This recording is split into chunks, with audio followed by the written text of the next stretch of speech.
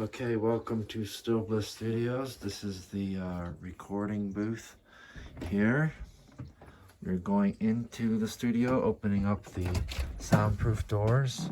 Here's our Shure KSM32 on display with our drum set here, all mic'd up and ready to go. We have a Shure Beta 52 on the kick there. We have some Rode NT5s on the overheads, and we have an SM57 Beta 57 on the snare. And yeah, this is the recording booth. That's how it looks. Turn around. That's the control room over there.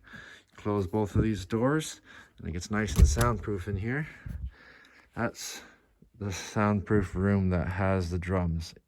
There you go. We also have these other three mics, the Beta 58A and the Shure SM57, two of them.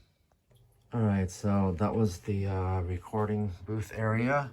Next we have the control room, which houses all of the gear. Here's our DAW, which is Cakewalk sonar. And we have a Black Lion Audio B12A quad for 4 mic pre's. And then the Black Lion Audio B173 with the FMR PVC 6A compressor. And that is our go-to chain, the B173 and the PVC 6A. That's our go-to chain there.